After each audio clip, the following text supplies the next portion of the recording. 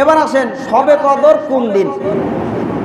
27 দিন না 28 দিন না 29 দিন? কোন দিন শবে কদরটা? এটা ক্লিয়ার হবে। আমরা যে 27 শবে কদর মনে করি, এটা কতটা সঠিক? এবার আসেন শবে কদর হাদিস শরীফের ভিতরে আসছে যে শবে কদর হচ্ছে রমজান মাসের শেষ 10 দিন। কথা বুঝছেন? শবে কদর খুঁজতে হবে কোন দিন? রমজানের শেষ 10 দিন। বুখারী শরীফের 2017 নম্বর হাদিসের ভিতরে আসছে, মা আয়েশা সিদ্দিকা রাদিয়াল্লাহু তাআলা আনহা বলেন যে তাহাররাউ লাইলাতুল কদরিল ভিতরি মিনাল আশরিল আওয়াখিরি মিনার রমজান। যে রমজান মাসের শেষ যে 10 দিন থাকবে, এই 10 দিনের ভিতরে তোমরা মানে খুঁজবেন, শবে কদরকে খুঁজবেন। 1 নম্বরের কথা বুঝলেন? শবে কদর কয় দিনের ভিতরে? কথা বলে না। শবে কদর কয় দিনের ভিতরে? 10 দিনের ভিতরে। এবার আসেন 10 দিনের ভিতরে তাও ফির ভাগ করে দিছে বেজর রাতগুলোতে। হ্যাঁ, 10 দিনের ভিতরে যে খুঁজবেন, তাহলে খুঁজতে হবে 21, 23, 25, 27, 29। এই শেষের 10 দিনের ভিতরে এই শবে কদর খুঁজতে হবে। এই 1 নাম্বার হাদিস আমরা জানলাম বুখারী শরীফে। এবার আসেন 21 তারিখের যে রাত, এই রাত্রে শবে কদর সম্পর্কে হাদিসের কিতাবে আসছে। আবু দাউদ শরীফের 1381 নম্বর হাদিসে আসছে, আব্দুল্লাহ ইবনে আব্বাস রাদিয়াল্লাহু তাআলা আনহু হাদিসটা বর্ণনা করেন যে তোমরা শেষ দশকের 9 দিন বাকি থাকতে ইতিকাফ খুঁজবে, আপনার শবে কদর খুঁজবে। কি বুঝলেন কথা? আমার সাথে একটু অ্যাটেনশন হন, মানে সময় কি বেশি যাচ্ছে? কথাগুলো বুঝেন। আব্বাস রাদিয়াল্লাহু তাআলা আনহু বলেন যে শেষের 9 দিন বাকি থাকতে শবে কদর খুঁজেন। তাহলে 9 দিন যদি বাদ দেন, তাহলে কয় তারিখ আসতেছে? 21 তারিখ। তাহলে 21 তারিখেও শবে কদর হতে পারে। 2 নম্বরে আসেন 23তম রাত। 21 তারপর 23তম রাতের ব্যাপারে হাদিসে আসছে, মুসলিম শরীফের হাদিস 2665 নম্বর হাদিস। আব্দুল্লাহ ইবনে উনাইন থেকে বর্ণনা শবে কদর সম্পর্কে তিনি বলেন যে এই শবে কদর আল্লাহ নবী সাল্লাল্লাহু আলাইহি সাল্লাম হাদিসে বর্ণনা করছেন যে আল্লাহ নবী সাল্লাল্লাহু আলাইহি সাল্লাম স্বপ্নে দেখেছেন যে আমি শবে কদর পেয়েছি এবং সেই শবে কদরের রাত্রিতে আমি নামাজ পড়েছি।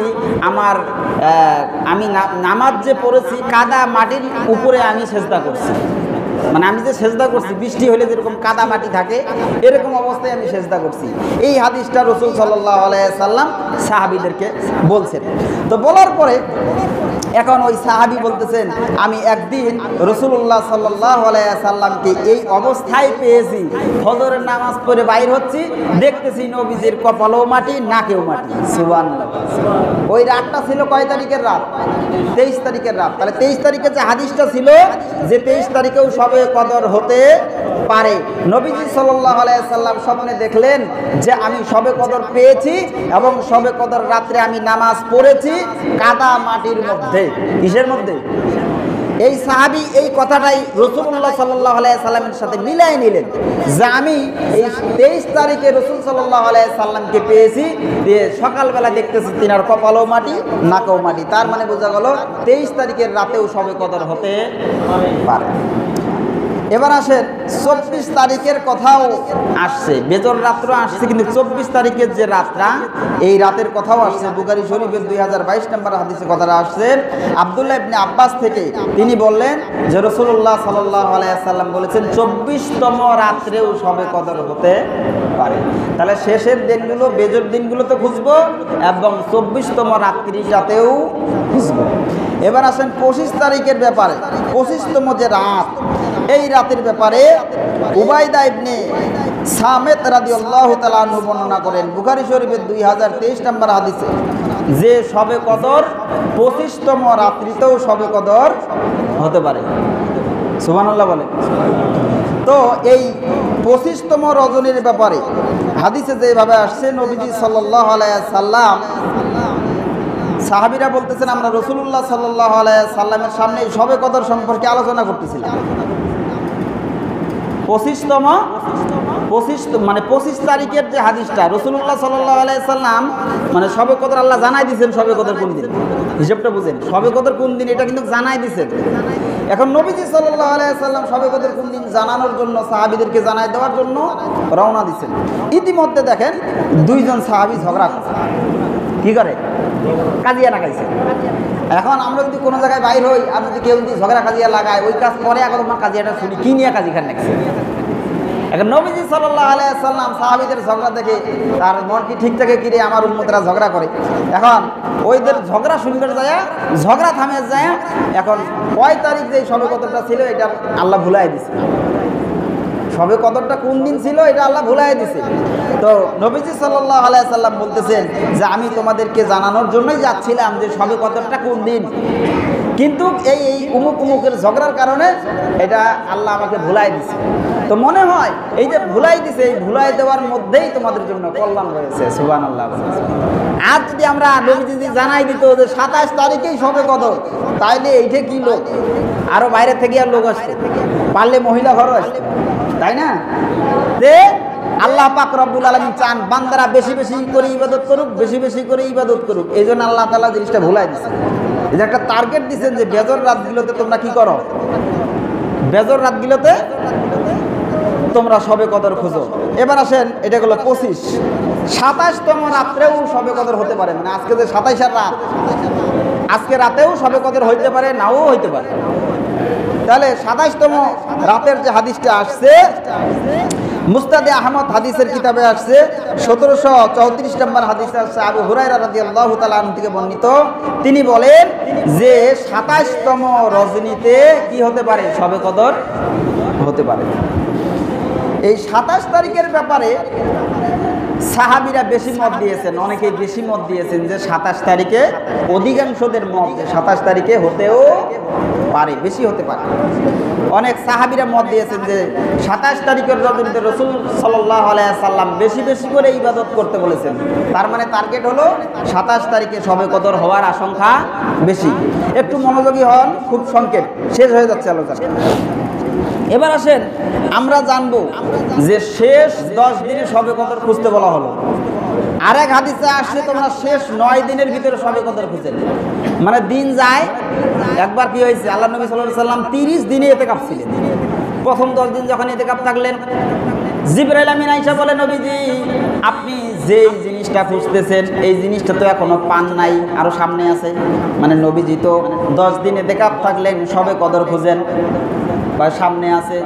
পরের মাঝখানের 10 দিনেও নবীজি ইতিকাফে থাকলেন, থাকার পরে জিবরাইল আমিন আসলেন, আসার পরে ডাক দিয়ে বলেন নবী আপনি যেই জিনিসটা খুঁজতেছেন এখনো পান নাই, সামনে আছে। আবার যখন শেষের 10 দিনের ভিতরে ইতিকাফ থাকলেন, এই 10 দিনের ভিতরে আমার আল্লাহ পাক রব্বুল আলামিন ইতিকাফ মিলাই দিলেন, শবে কদর মিলাই দিলেন। সুবহানাল্লাহ।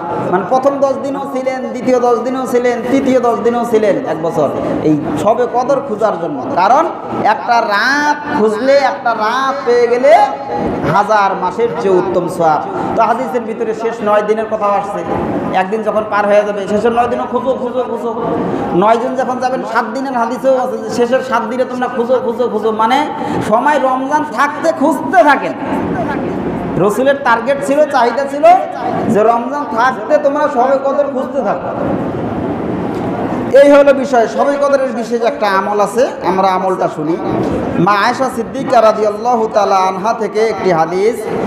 মা আয়েশা ডাক দিয়ে বলেন নবীজি শবে কদর যদি আমি পেয়ে যাই, বেজর রাতগুলোতে বিশেষ করে আমি তো শবে কদর খুঁজবো, আমি কি আমল করব, কি দোয়া করব। একটা দোয়া আসছে, আল্লাহ রাসূল সাল্লাল্লাহু আলাইহি সাল্লাম দোয়াটা শিখিয়ে দিলেন যে আয়েশা তুমি এটা দোয়া করবা।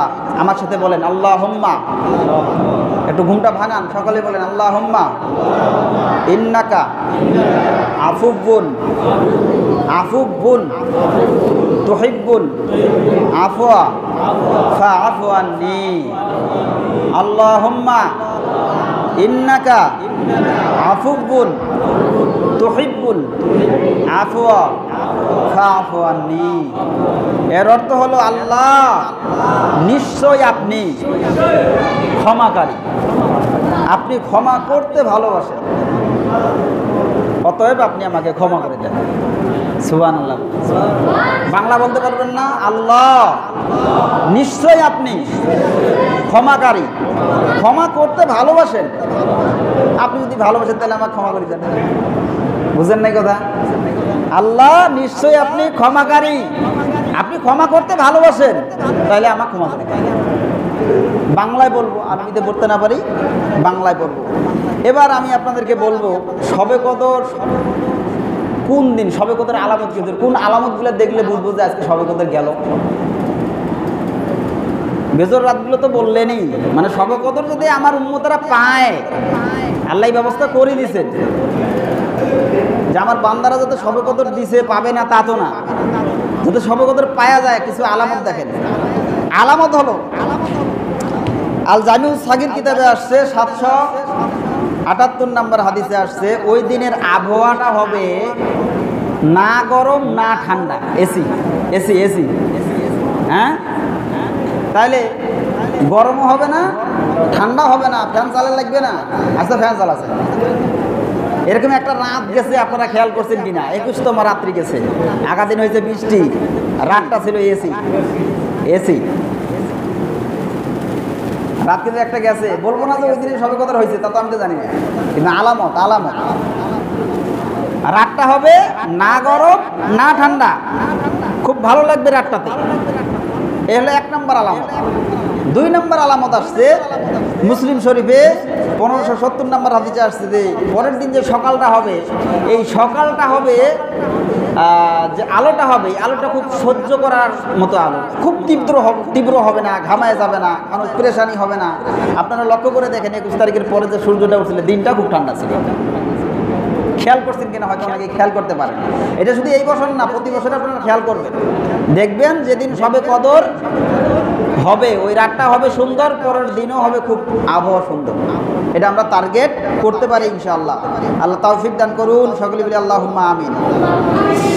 আল্লাহ তো